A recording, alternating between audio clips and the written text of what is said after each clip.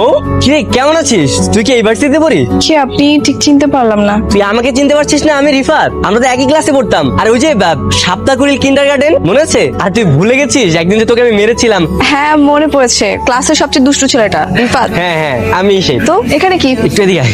আমি না আমার বন্ধুদের সাথে এখানে এসেছি। ওরা বলেছে তোদের ভার্সিটিতে নাকি অনেক সুন্দর সুন্দর মেয়ে আছে। ভাই তো মেয়ে দেখতে এসেছি। তুই না আর ভালো হইলি না। খারাপের কি করলাম? আমি তো শুধু দেখতেই আসছি। আর এটা কি কোনো খারাপ কাজ নাকি? হ্যাঁ আচ্ছা ঠিক আছে, চল তাহলে। কোথায় যাব? আরে এতদিন পরে দেখা হয়েছে, একটু ঘুরে ঘুরে করবো না? চল তোকে আজকে ফুচকা খাও। আগে তো তোকে কত ফুচকা খাওয়াতাম। ও ভুলে গেছিস? আমি তো তোকে আগে তেঁতুলের আচার খাওয়াতাম। চল।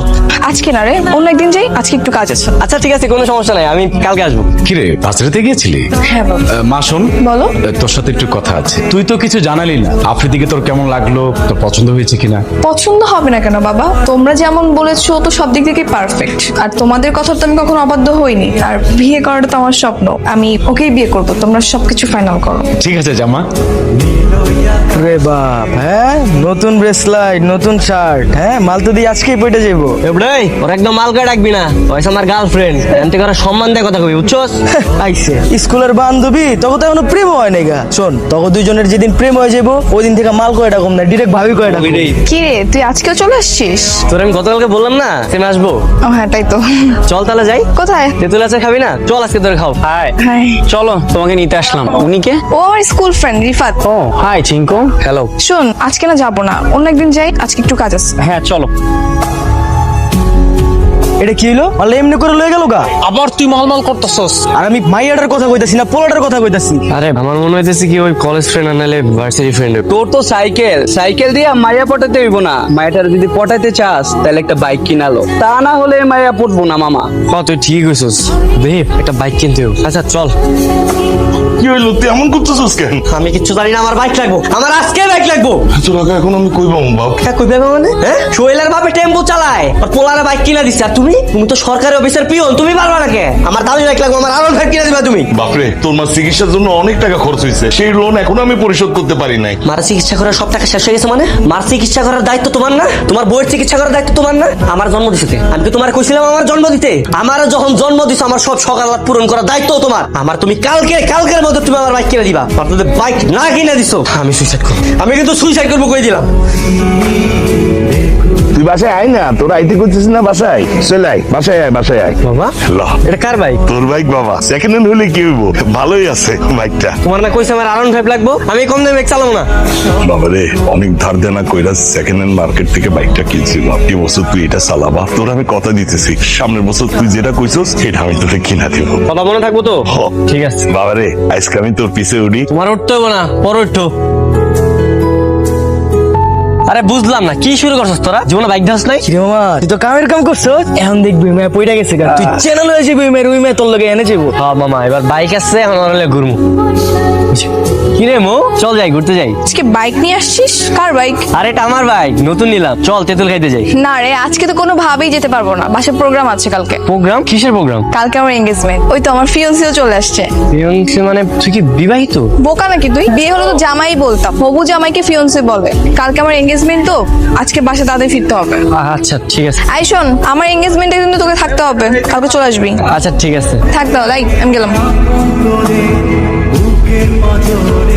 আংটি বদলতে আজ হয়ে যাবে তো, বিয়ের ডেট কিন্তু আগামী শুক্রবারে।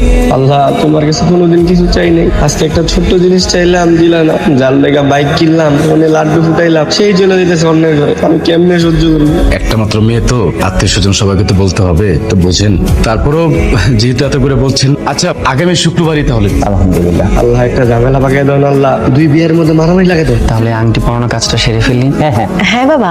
দেখি মা, হাতটা দাও। আল্লাহ তোমার কাছে দোয়া করি, আল্লাহ একটা বিশাল ঝামেলা পাকিয়ে দাও।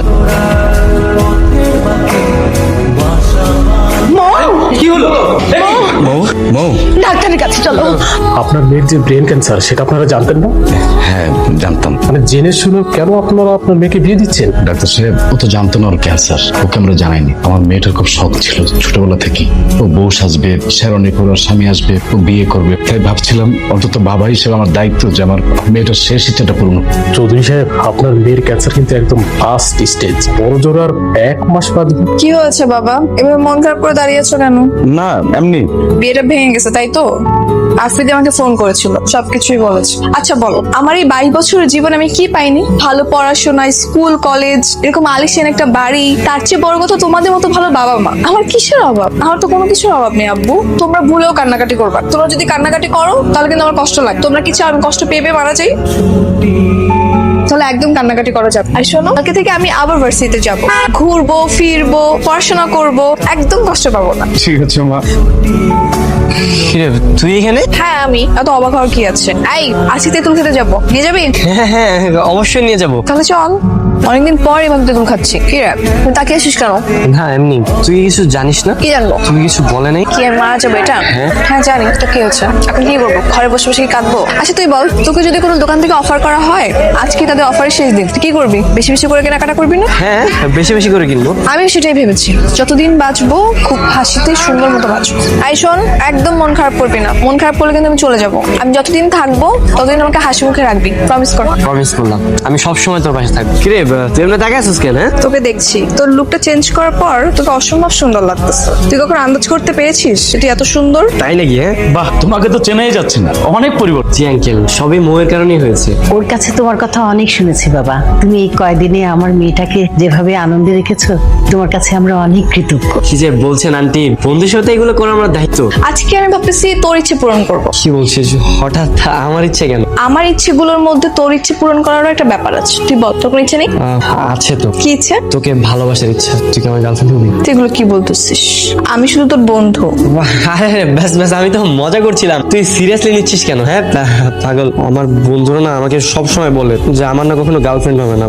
আচ্ছা তুই কি একদিনের জন্য আমার গার্লফ্রেন্ড হবি? মানে শুধু আমার বন্ধুদের সামনে যাই একটু দেখাবো, একটু শো অফ করবো, দেখছি। হ্যাঁ হওয়াই যায়। কিরে তোরা বলতি জীবন আমার গার্লফ্রেন্ড হবে না? Meet my girlfriend. কিরো মামা, পটালাইছো? যাক, তাহলে তোরা এতদিনে বাইক কিনা সার্থক হয়েছে। মানে ওকে আমাকে পটানোর জন্য বাইক কিনেছিল নাকি? হ্যাঁ, তুমি জানো না? আরে ওর বাপ ওরে ভীষণ ভালোবাসে। ওর বাপ ওরে লোন কইরা বাইকটা কিনা দিছিল। ওর বাবা ওকে যেরকম ভালোবাসে, ও ঠিক তেমনটা আপনাকেই ভালোবাসে, পাগলের মতো ভালোবাসে। হ্যাঁ তুমি তুমি চলে আসছো? আসো আসো। বাবা বাবা কি করছো? বাবা ওই পাঞ্জাবিটা পরো। বসো বসো। আসসালামু আলাইকুম আঙ্কেল। ওয়ালাইকুম সালাম। বাবা তাহলে তোমরা একটা কাজ করো, তোমরা কথা বলো, আমি ওই দোকান থেকে কিছু নাস্তা নিয়ে আসি। আচ্ছা ঠিক আছে, তুই যা। ওই আনোয়ার ভাই, বাইক কেনার জন্য যে টাকা নিছিলেন সুদে আসলে প্রতি মাসে দিনের কথা আছে, ওই টাকাটা কই? বাসায় মেহমান আইছে, তুমি যাও না, এখন যাও, পরে এসো, আমি তোমার পরে দিয়ে দিব, মেহমান আছে তো। ঠিক আছে যাইতেছি, আমি কিন্তু সুদে আসলে সব টাকা সময় মতো নিব। ঠিক আছে ভাই। হ্যাঁ হ্যালো। আসসালামু আলাইকুম আঙ্কেল। ওয়ালাইকুম আসসালাম। আঙ্কেল আমি মোয়ের শেষ ইচ্ছাটা পূরণ করতে চাই। আপনি যদি পারমিশন দেন আমি ওকে বিয়ে করতে চাই।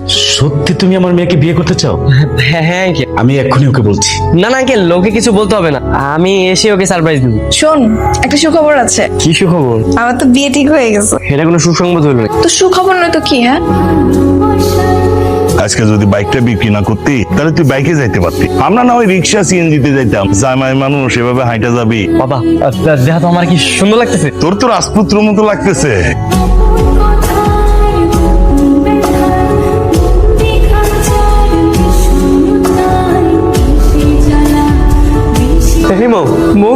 দেখো আমি আইসা পড়ছি। মৌ তোমার তো ইচ্ছা ছিল বউ সাজা, তুমি তো বউ সাজছো, কিন্তু বউ সাজা তুমি আমার এমনি সারপ্রাইজ দিবে, আমি কখনো কল্পনা করতে পারি না।